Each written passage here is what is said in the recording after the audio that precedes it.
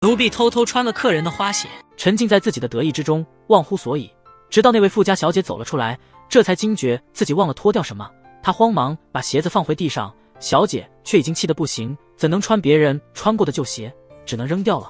但没了鞋子怎么回家呢？正当她惶恐不安，想要背小姐上轿，却被小姐看不起，责骂这家人真是没礼貌。事情闹得越来越大，甚至惊动了府上的女主人。她觉得这丢尽了家里的脸，居然命令仆人拿出家里的丝绸给小姐铺路。要知道这里的丝绸比黄金还贵重。小姐想了想，还是踏了上去，不在乎旁人的目光，坚定地走在那条丝绸之路上。她的名字叫仁叶，是现任宰相唯一的女儿。原本是她大婚的日子，她正打算美美的出嫁，却不想家中突遭变故，官兵突然冲进婚礼现场，指控她父亲谋反，把他们一家子都逮捕了。未婚夫拼命想救她，却被侍卫生生拆散。父亲很快就在刑场被处以极刑。仁叶亲眼看着这一幕，悲痛到最后昏了过去。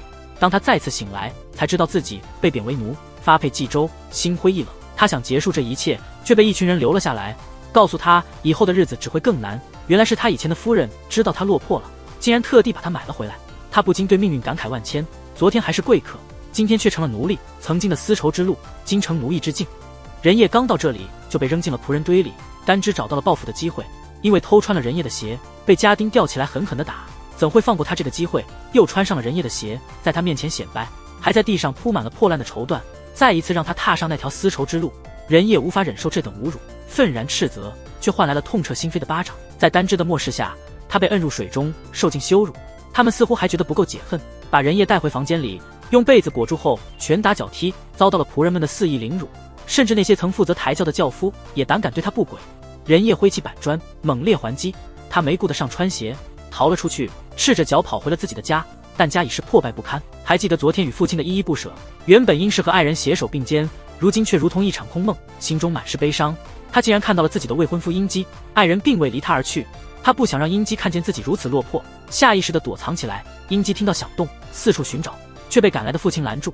英姬恳求父亲救救他的新娘，父亲却以全家性命相威胁，强行将英姬带回家。仁叶在心中庆幸，他的家人没有因他受牵连。然而一把刀突然架在他脖子上，是那手奴无名来抓他回去。无名告诉他现实，他不再是过去的小姐，如今只是一个普通奴隶。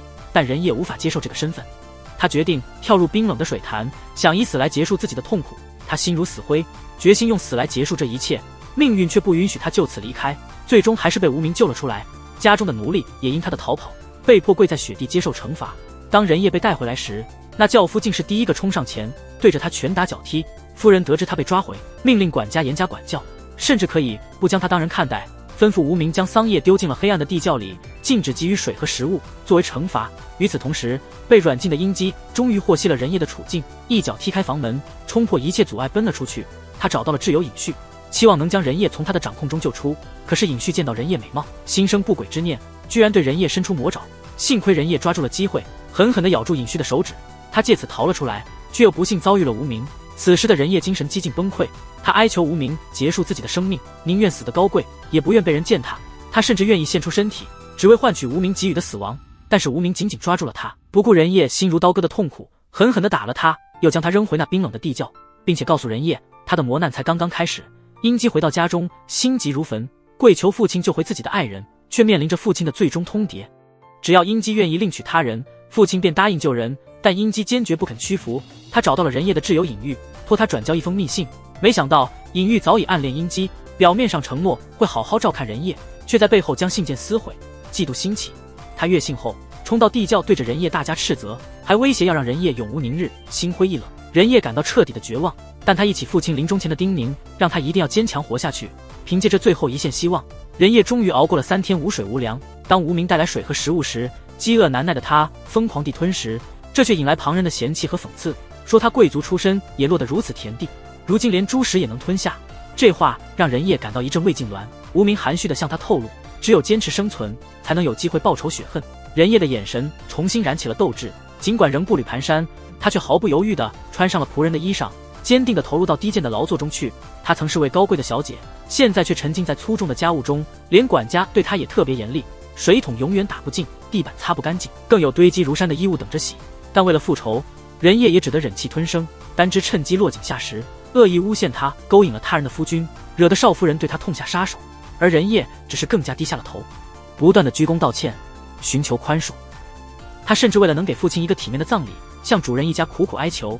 然而当他赶到刑场时，却被告知父亲的遗体已被人领走。回忆起一个可疑的身影刚刚离去，他急忙追了上去，却在茫茫人海中失去了方向，不料却与失魂落魄的英姬擦肩而过。英姬竟未能认出自己的爱人，人叶也不敢呼唤。他现在实在是太过困顿，内心满是哀伤时，终于被察觉了情绪的英姬发现，两人藏身角落，倾诉衷肠。英姬承诺永不离弃，他曾托付尹玉转交一封密信给人叶，并在人叶耳边低语，约定在特定地点相见。人叶对信中的约定感到困惑，他回去后立刻找尹玉要信，却被尹玉直接拒绝了。焦急之下，他伸手去抢，却立刻被旁边的无名告发。他知道触犯主人是大罪，最终为了那封关于爱人的信，人叶选择忍辱负重跪了下来，没想到遭到尹玉更加难堪的羞辱。而这边的英姬在人叶家中焦急等待，原来密信的内容竟是希望带着人叶远走高飞，谁料等来的却是他的母亲。他甩下那封信给英姬，这才让英姬明白了尹玉的真面目。他不顾母亲的反对，怒气冲冲地离开了。此时的人叶却意外收到了一张字条，字条上竟约他去母亲的墓地见面。他跟了出去，却发现四周空无一人。深夜里，人叶孤身一人赶到了墓地，那约他的竟是过去的家奴，正是他领走了他父亲的遗体，并且已经为他父亲安排了安葬。人叶气愤地拔出剑来，因为正是他的诬陷，使得他家破人亡。家奴试图解释，当时是被恶人胁迫的。正当他要揭露幕后黑手时，一支暗箭突然射了过来。为了赎回过错，他挺身而出保护人叶，临终前指向了墙角的方向，那里藏有能为人叶洗清冤屈的证据。就在这关键时刻，另一支箭矢也对准了人叶。危机时刻，无名突然现身，人叶才得以死里逃生。无名站在了刺客面前，坚决要自己来处理人叶。无名不仅是兵叛家的头号仆从，还是杀手组织拜月堂的首席大将，经常执行些朝堂间的秘密使命。无名看到人叶带剑离家，便暗中跟随至此。等刺客离开后，无名开始安抚受惊的人叶。人叶趁无名处理尸体之机，在小屋里找到了父亲留下的血书，这是洗清全家冤屈的关键证据。他迅速将其藏匿起来，但在回府的路上意外遇见了英姬。英姬急切地要与他私奔，人叶哪有心情考虑爱情，断然拒绝了他。不多时，无名被派到了英姬家中，当他返回时，居然带回了尹玉与英姬的婚书，这让心怀叵测的尹玉得意非凡。他故意叫来昔日的好友，让他给自己洗脚，还故意挑衅人叶，告诉他自己即将嫁给英姬。人叶听后震惊不已，尹玉见状得意地继续嘲讽。尹玉假惺惺地表示担心人叶将来会吃苦，竟然把他指婚给了家里最没出息的仆人阿凤。人叶虽然愤怒，但却无力回击。阿凤得知自己将娶以前的主人为妻，心中暗自得意，还特意送花给人叶，装作浪漫的样子。人叶气得一盆洗脚水泼了过去，阿凤却死死地抓住他不放，告诉他很快就要成为他的人了，还质问他这样对待自己的未来丈夫。说着又把人叶推倒在地，看样子阿凤想要对他不轨。人叶一怒之下又是一盆洗脚水扣向他头上，然后慌忙逃出了屋子。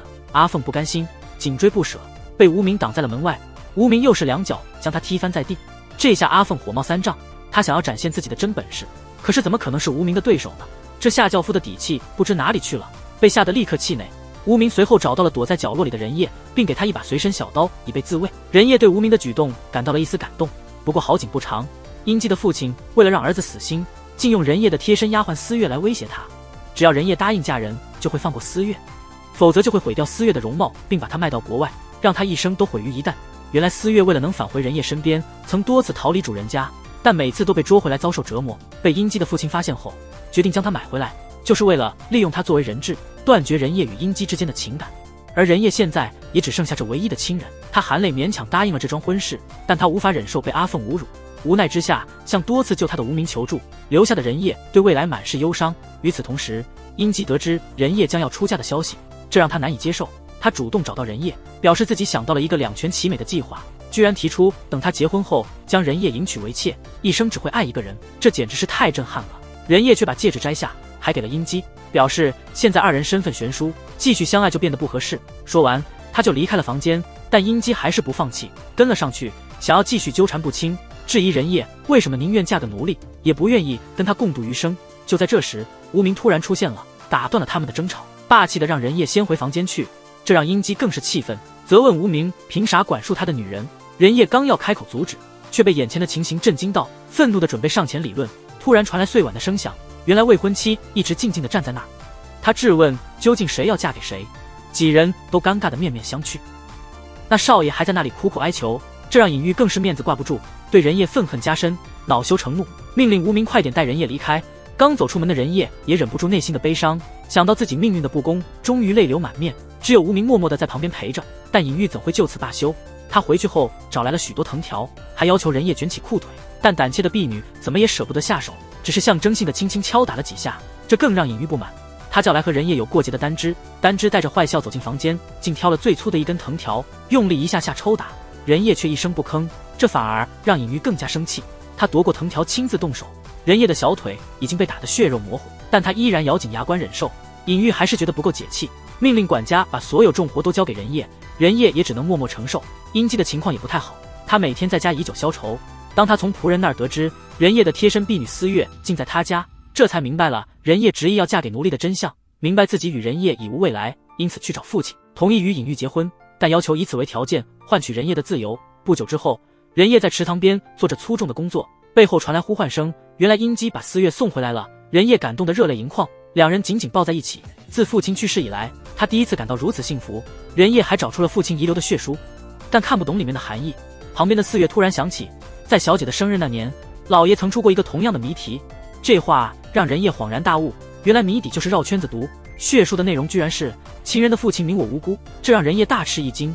难道说导致他家破人亡的是殷姬的父亲？没料到报应来得这么快，在大婚之夜，尹玉娇滴滴地说手势太重，没想到得到殷姬冷冷的反问，感觉累吗？说罢就醉倒睡去。尹玉一个人默默摘下装饰，爬到殷姬身边，默默落泪，甚至不敢拥抱自己的丈夫。同一夜晚，兵判府接到一位神秘访客，人叶偷听到是现任国王，为了洗清父亲的冤屈，他打算以献酒为名求见君王，却被拒于门外。不久，他发现国王离开了府上，他拿出血书跟了上去，正要交上血书时，一只大手突然捂住了他，是无名出现了。他把人叶拖到角落，人叶想要挣脱，却被制止。无名透露真相，说要杀你父亲的正是国王亲自下的命令，现在没足够证据就想翻案，无异于自找麻烦。二叶于是冷静下来。第二天，夫人询问新婚夜的感受，尹玉则装作幸福的样子，殷姬却面无表情，一言不发，还找借口说功名会影响夫妇感情。尹玉心知肚明，殷姬心里还放不下人叶，便下定决心要摆脱人叶，还故作好心让人叶为殷姬熬补药汤，甚至还把事后殷姬的工作交给他。但当两人单独一室，回想起与人叶过往的温馨时光，再也抑制不住内心的感情，情不自禁地将人叶压在身下。这时，尹玉带着夫人走到门外，透过窗户，尹玉看到了他想看的一幕。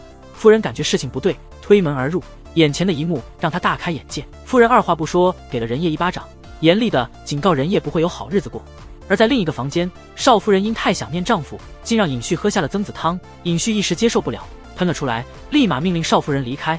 但少夫人急着想要抱孩子，不慎撞倒了后面的屏风，谁料丹枝竟在屏风后站着，嘴里还叼着一枚昂贵的戒指。少夫人愤怒地抓住丹枝的辫子去告状，责怪丹枝不仅偷窃，还偷走了丈夫的心。与此同时，人叶也在等待惩罚，他们的命运会怎样？热铁棒逐渐靠近，丹枝的母亲冲上前，身体挡在女儿面前，用母爱为女儿承受了一切。夫人这才罢休。尽管如此，逃不过家法，家中两位男丁竟与仆女有了不清不楚的关系，这让兵判府颜面尽失，决定把他们裹进草席，重则50大板。丹枝表面上叫喊的厉害，可实际上并无大碍。原来四月他们早有准备，将牛肉切成小块，缝进裤子里供他们穿戴，结果牛肉反而被打得又嫩又鲜。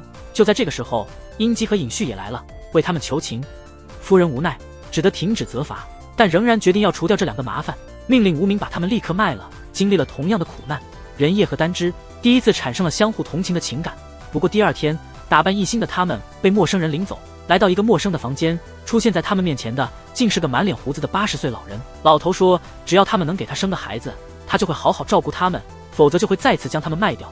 人叶和丹枝听后一头雾水，急忙解释说他们只是做活的奴隶，这让老头大发雷霆，质问手下怎么没有事先说清楚，然后就是一阵棒打，吓得旁边的丹枝和人叶直哆嗦。如果真被卖给老头，他们的未来不堪设想。回到家里，夫人接到了老头的反馈，说两个奴隶他都很满意，随便哪一个送过去他都愿意。夫人当然希望替女儿除去障碍，首先想到的自然是人叶，但尹玉不愿意直接说出来，这样只会让丈夫更加憎恨她。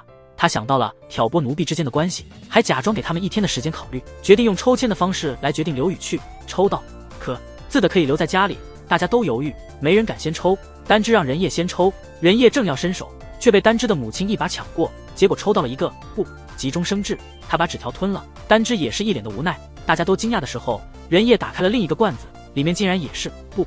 这时大家才反应过来，单知他们早就串通好了，本来就打算将仁叶卖掉，但他们的计谋被司月看穿了。为了保护自己的小姐，侍卫们准备上前动手，厨房里也乱作一团。第二天，仁叶决定不连累别人，他自愿前去侍奉那个老头，打扮得井井有条，被带到了老头的面前，脑子里还在想着怎么逃跑。正在焦虑时，仆人端来了满桌的酒菜，那端菜的竟是英姬的手下。看到桌上的小菊花，仁叶相信英姬来救自己了，于是装作软弱求饶，拖延时间，眼看着老头一杯接一杯的喝，老头很快就醉倒了。没等他动手，仁叶拿出藏在衣服里的小刀，威胁说要是不放过自己就一起死。老头站在那里面录凶相，但下一刻他突然倒下，失去了意识。仁叶逃了出来，外面见到了等候的英姬，还没来得及感到高兴，就被一群黑衣人绑架了。他们还狡猾地用了2顶轿子，用来分散无名的注意力，一顶堵住了英姬的去路。当赶到时，轿子里却是空的，而仁叶被捆绑接受严刑拷打。他们要他说出宰相的血书藏在哪里。这时仁叶才明白，这帮人就是杀害他父亲的拜月堂。他愤怒地誓言要让他们付出代价。黑衣人搜身却一无所获。正在感到绝望的时候，无名突然冲了进来，没说2句就解开仁叶，把他扛起来，拔剑威胁黑衣人，带着仁叶逃走。仁叶没想到无名居然是拜月堂的人，原来仇人就在自己不知情的情况下这么近，这让他怒不可遏，在推搡中不慎从悬崖上摔了下去，昏迷过去。等无名把他交给英姬后，他匆忙回拜月堂请罪。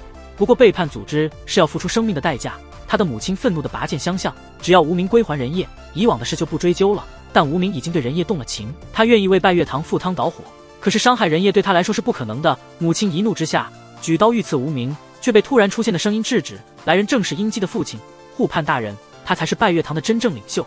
这件事让无名也感到震惊。殷大人私下找到无名，想要单独谈话，只要无名能刺杀国王，殷大人答应不再追究仁叶的事。原来殷大人一直有篡位的野心，被仁叶父亲发现后遂遭灭口，这就是他被害的原因。无名一回到城里就被夫人抓起来审问，夫人知道了无名受老爷之托要保护他的小情人，这件秘密曝光了，夫人勃然大怒，斥责无名为人狡诈，将他吊起来严刑拷问，直到老爷及时赶来营救，意外地发现了无名身上的特殊胎记。回想起女儿隐于大婚之夜，国王微服私访，并非仅为道贺，而是为了探查他私生子的下落，身上有着相同的胎记，还有一件能证明身份的定情物。胎记找到了，但那对簪子的另一半还未找到，老爷心中却似有了线索，急忙要进宫述职。国王同样焦急地想见到自己的孩子，便随即微服随从出宫。同时在另一方面，殷姬也找到了他的父亲，直问其野心勃勃的缘由。父亲这才道出了惊人的身世真相，他们原是高丽王族的后裔，因为王位争夺，一家亲人超过500人，在他眼前被现任国王活活烧死。这份深仇大恨，他必须复仇，这让殷姬陷入了艰难的选择。他是应该为家族报仇，还是放弃从小效忠的国家？面对心爱的仁叶，他又应该如何选择？一个婢女竟然在技术馆与国王会面，他甚至不顾生命危险上交了血书，控诉自己的家人遭到了恶人的陷害，但仅凭血书，证据力量太过薄弱。婢女还指出，叛国之人竟潜伏在武判的家中。国王紧逼问及具体人是谁的时候，他突然犹豫不决，想到无名曾经救过自己好几次，一时之间竟说不出话来。国王对此大为震怒，毕竟蒙骗君主是极大的罪行。仁叶面对皇怒也毫不畏惧，跪地恳求国王给他的父亲一个洗清冤屈的机会。国王注视着仁叶坚毅的眼神，最后命令在下一次见面时必须见到叛徒，否则就要仁叶以死谢罪。就在即将离开之际，国王意外注意到一旁的无名，四目交投之下，似有一丝奇异的感应。直到旁人提醒，二人这才恍然大悟，原来国王深夜造访是为了寻找失落于民间的王子。无名身上的确有胎记，但他无法出示其他半边的凭证，国王只得让武判继续追查线索，并严令一定要捉出叛徒，否则就要将其家族满门抄斩。气愤之下，武判回到府上狠狠打了仁叶一巴掌。仁叶尽管受辱，却依然忍声不吭。但在武判离开后，他却叫住了无名，并向他提出了一个交易，要求无名帮他找到更多证明父亲清白的证据。为了保护仁叶，无名竟然同意了。同时在另一边，殷姬的真实身份被揭露，他一夜之间变成了前朝的叛徒。他感到难以接受这个现实，与仁叶的情感也渐行渐远。他追问仁叶是否真的喜欢上了无名，仁叶没有直接回答，反而质疑殷姬。他质问他的父亲是否与拜月堂有关，殷姬一时无言以对。仁叶也不愿为难殷姬，毅然决然地结束了这段长久的情感。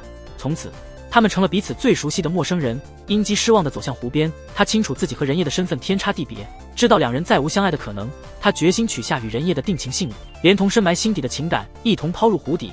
冰判开始怀疑自己的母亲，假借让他查找家中叛徒的借口。母亲离开后，屏风背后走出了一位老者，母亲也感觉到事情不妙，她回房间打开了首饰箱，那枚失踪的发簪出乎意料地出现在她手中。她怀孕10月却被丢进地窖，仅因他是身份卑微的奴婢，担心生下孩子会惹主人不悦。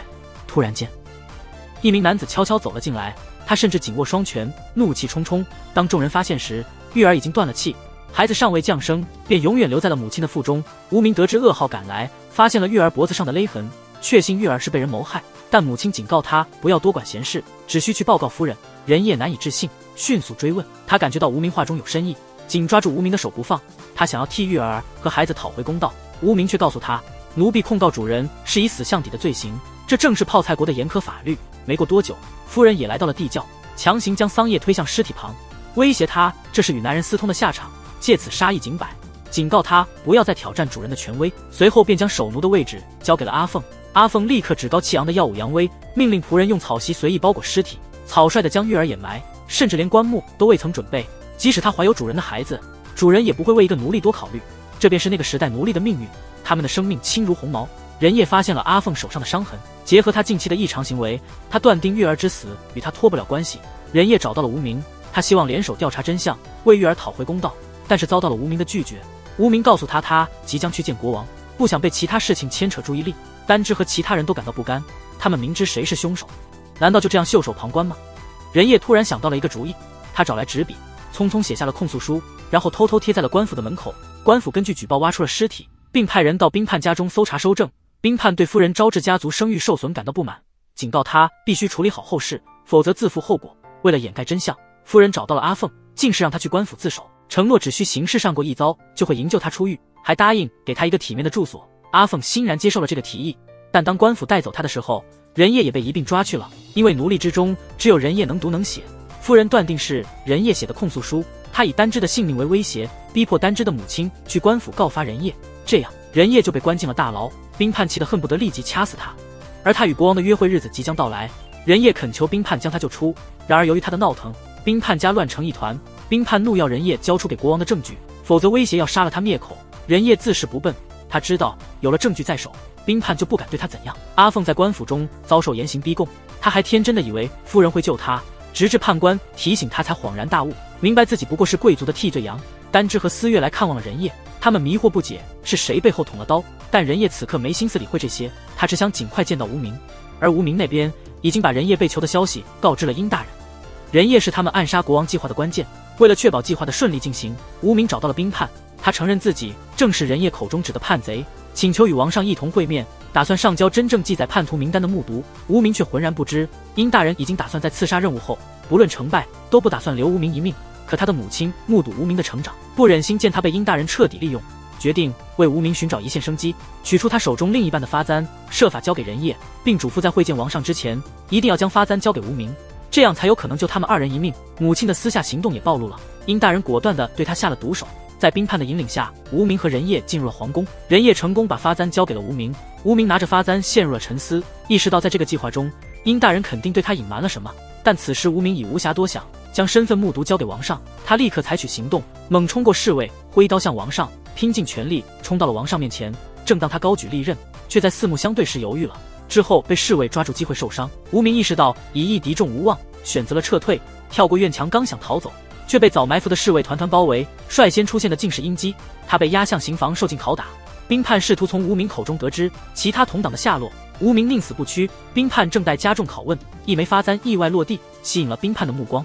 细看发现，竟是他多年寻找的另一半发簪。目睹冰盼惊讶的表情，无名心中隐约有了答案，追问自己的父亲究竟是谁。冰盼却沉默不语，仅仅将决定交给了王上，请求王上裁定如何处理。谁料想无名竟是散落民间的皇子。得到指令后，冰盼让所有人退出，他对曾经是奴隶的无名跪拜，无名却命令解开自己的绑绳去见国王。但在半路中，他选择逃跑，他需要去找殷大人弄清楚所有事情，究竟为什么要将他培养成刺客，目的竟是杀害他的亲生父王。他无法理解殷大人那种冷酷与决断，竟能轻易舍弃辛苦抚养他的母亲，甚至将他利用至此。殷大人反驳说是他亲手将无名养育成人，而无名的亲生父亲才是那个遗弃妻儿的人。这个残酷的真相使无名难以承受，他在牢中向人叶倾诉心声。他现在不知道自己是谁，也不清楚未来的道路，他只希望人叶能杀了他，为他的父亲报仇。人叶听到真相后也泣不成声，无名轻柔地为他拭去泪水，两人在这一刻突然相吻。这一幕全被殷姬看在眼里，他愤怒地看到心仪之人被奴隶夺走。他一出门就向守卫告发说牢中有逃犯，无名再次被捆绑带到国王面前。国王对他说，只要他能消灭拜月堂立下功劳，就允许他以王子的身份重新开始。无名提出，在此之前，他要证明首相并非叛贼，希望国王能恢复他们家族的名誉。国王爽快地答应了，只要无名能剿灭叛军，任何条件都可以商量。等到那时，他甚至可以以父亲的身份与无名相见。与此同时，仁业因为告发主人，被带到刑场，准备执行死刑。一路上，周围的人群对他们投掷石块和唾沫。思月誓死保护自己的小姐，却被强制拉开，眼睁睁看着仁业被带走。这时，一个黑衣人骑马冲出，在混乱中就走了仁业。那人竟是无名。无名告诉他，最危险的地方往往是最安全的。他竟然把仁业带回了冰判的府邸。没人会想到，逃亡的仆人会躲进主人的家，尤其是有思月在一旁相助。但尹玉怎会容易放过仁业？他明白，紧盯思月就一定能找到仁业。此时，夫人决定就地对仁业进行惩罚。尹玉也快乐地附和着，是该斩首还是绞刑？仁业毫不畏惧地回应，他只是揭露了玉儿的冤情，夫人却指他告发了自己的主人。难道夫人是幕后的真凶？这使夫人无言以对。这时，无名恰好赶到，带来了仁业被救的消息。阿凤也被宣告无罪释放，这才知道无名为救仁业，竟自称是共犯。现在无名的地位让冰判不敢惹，他只能暗中贿赂官府掩盖真相。夫人仍任性的想要处罚他们，这导致谈判破裂，气急败坏的躺下了。仁业最终回到了仆人房，但丹芝的母亲突然跪下，坦诚是他的告发差点害了仁业。丹芝也在旁边求情，解释是夫人威胁他的生命。仁业沉默的转身离开，思月在旁劝解，作为奴隶都不容易。仁业却端来一碗水给真母，感谢他的勇敢承认。现在的仁业不再骄纵，他理解了奴隶的无奈。除了阿凤那个贪婪的家伙，同伴们鄙视他卑鄙行径，残忍的害死玉儿，把他逐出房间孤立。在另一边，殷大人正责骂儿子搅局。殷姬才知道无名的王子身份，想到那草原般的头顶，心中充满不甘，打算利用国王的疑心，设计陷害无名。他向国王透露无名谋反的野心，他还透露自己是潜伏在拜月堂内的卧底。这样做是为了赢得国王的信任，只需一个机会，他就能彻底揪出叛徒。王居然毫不犹豫地答应了，但看着仁业给他的信，他却会心一笑。与此同时，殷大人把拜月堂的叛徒名单交给了无名，让他上交给国王，完成任务，顺便利用国王之手剪除背叛者。殷姬也在策划自己的计谋，竟把王的身边侍卫撤走，悄悄把拜月堂的密探安插进去。终于到了正式会面的日子，无名正要拿出文件，殷姬却给了他一个眼色。高墙外的杀手正瞄准国王准备射箭，殷姬早有防备，挡下了箭。无名这才意识到自己中了圈套，国王却已经把刀架在了他的脖子上，愤怒地追问为何屡次暗杀。殷姬也逼迫他承认罪行，国王愤怒至极，准备挥刀。关键时刻，仁业挺身而出，恳求国王审慎思考。他说，无名在不知道自己身份时都没伤害过国王，现在父子相认，怎会做出这种愚蠢之事？但国王还是命人把仁业拉开，毫不犹豫地挥刀下去，但最终没有击中，只得先把无名关入大牢。仁业后来找到了无名，告诫他要清醒，早做选择。现在两边都把他当弃子，如果找不到真凶，他将无路可走。说完，他就回厨房找线索，却偶然听到了殷姬的全部计划。他正准备四处散播谣言，说国王手足相残，甚至连亲生儿子都不放过，等到国王失去民心，就可以趁机夺权。最后还打算把所有罪名推给无名。这消息让仁业惊骇万分。接着他听到殷姬的父亲竟是拜月堂的头目，他们才是杀害他父亲的真凶。这突如其来的打击令他震撼，他正准备拿出匕首为父报仇，季管管长喜儿见状，迅速把他拉开，严肃警告他不要轻易赴死，并指出现在的殷姬比他父亲更为可怖，让他更加仔细地观察他的一举一动。此刻，在大牢里，国王最后一次询问无名，究竟是谁是幕后黑手，但无名依旧紧闭嘴巴，于是做了最后的辞别，期盼下世能再做父与子。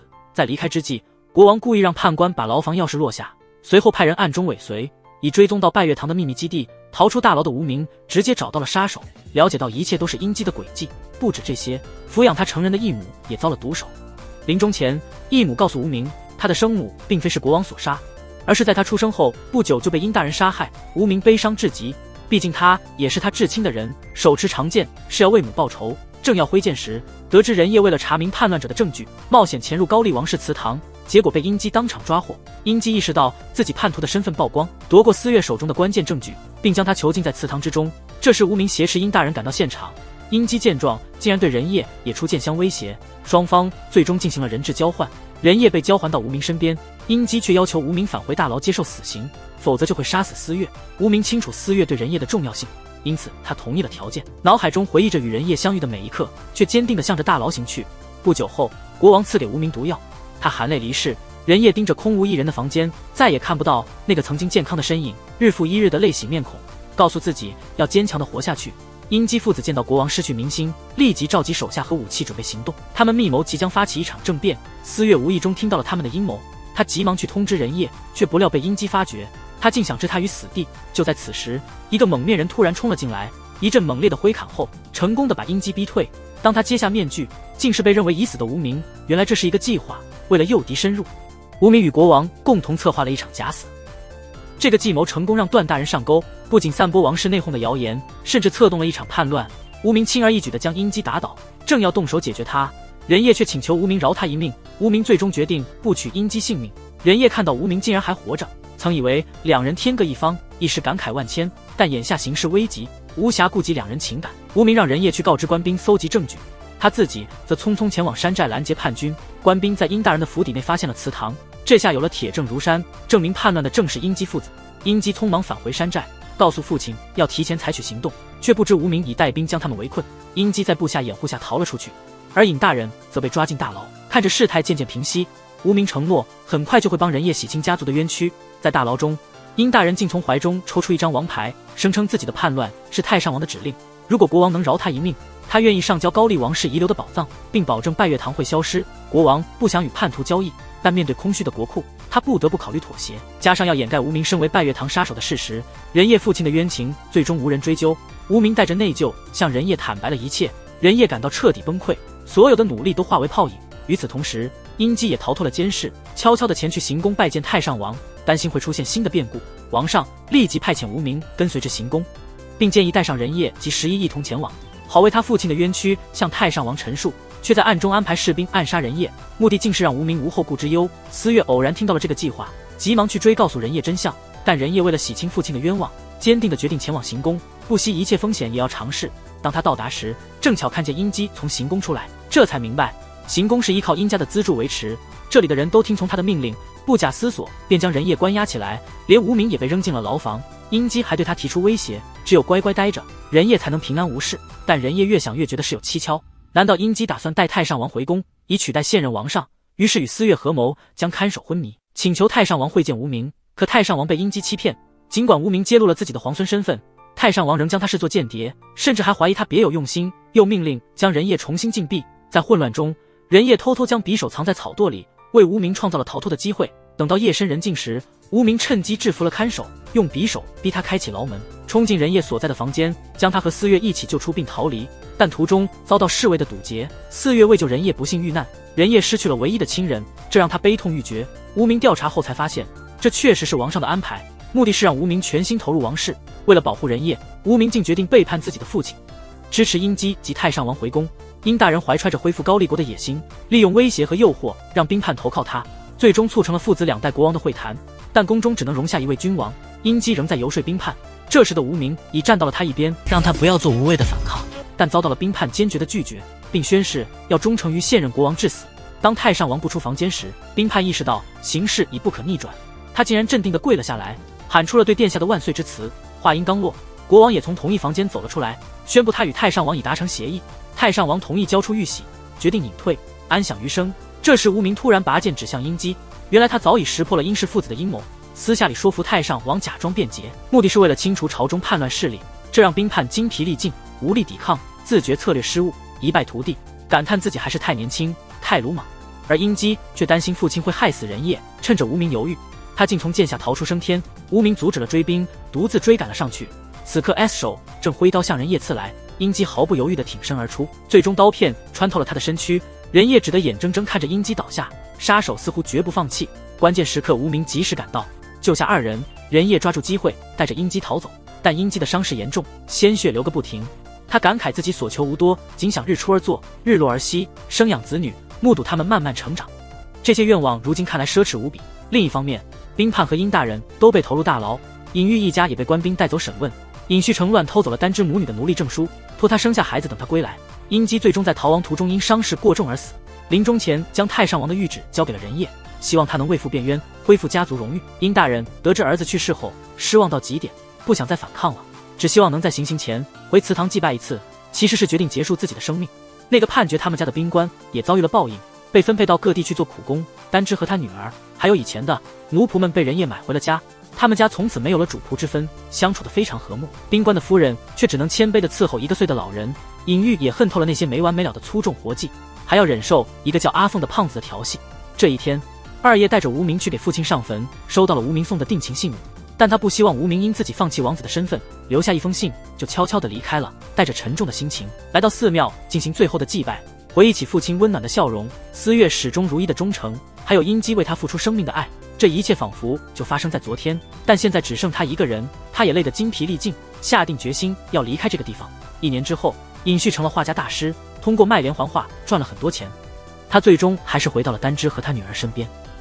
之前那个一事无成的纨绔子弟，现在也能用自己的手艺养活所爱之人。无名并没有回到王室，他寻找人业整整1年，最后在他父亲的忌日上等到了他。那么他们最后能在一起吗？人业围绕爱恨情仇的故事终于告一段落，她从一个富家女变成了低贱的奴婢，凭借坚持不懈，最终洗清了她父亲的冤屈。她的故事告诉我们，无论身处何种地位，都应该懂得善待他人，这其实也是善待自己。